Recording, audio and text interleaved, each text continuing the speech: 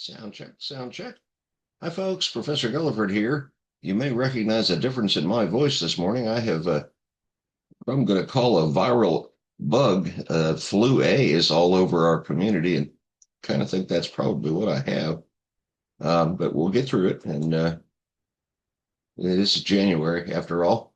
And in January, we get some viral illnesses going around.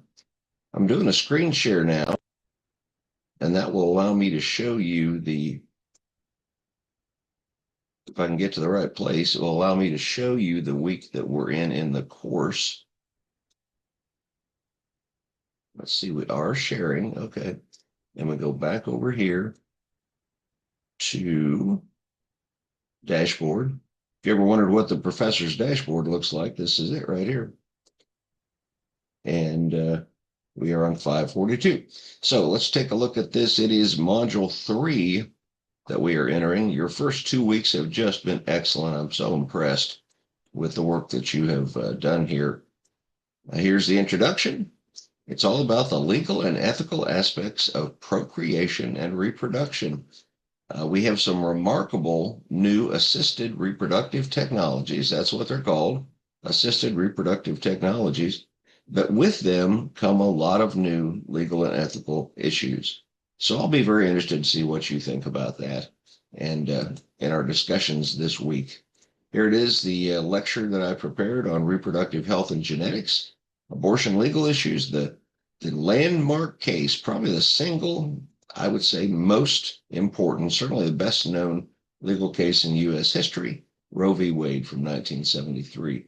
And there was recently a Supreme Court decision that reversed some of, or most of, I think, our Roe v. Wade and made it more of a state issue for each state to determine. That's a very controversial thing, as you would imagine. So discuss Roe v. Wade and what were the key elements of the holding in Roe v. Wade.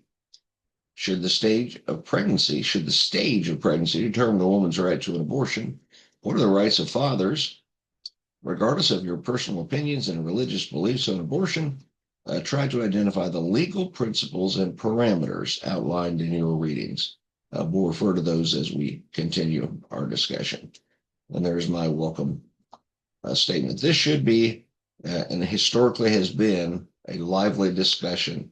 I would ask for mutual respect as you read the posts of others and make your own post. It's a controversial topic. Let's just admit that. Week 3 reading, Chapter 2, A Brief History of Medicine, and Chapter 14, The Issues of Reproduction. Sorry for my voice, folks. I did what I could to make it better, and this is apparently the best it's going to be today. Week 3, Ethics paper. This is where you write a paper on language barriers. Pretty interesting. I practice in Oklahoma.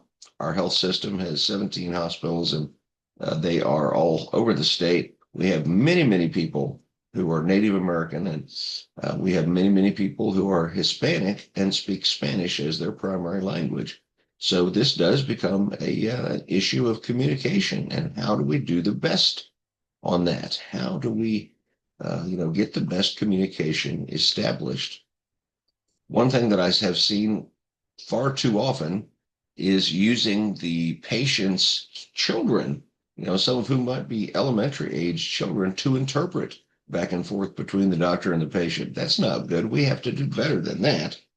So how are we going to handle that situation? There's the Pulse survey. I hope you can click satisfied there. And I'm certainly satisfied with your work. I'll tell you that. I'm very impressed. So that's the overview, and I will get this posted in the course. I record these every Saturday morning. There's no requirement to attend live at all. And if you need me, don't wait for the live session. Just reach out. Text is probably the best way. Email I check every day. So thank you, and I wish you a great week ahead. I'm rooting for your success.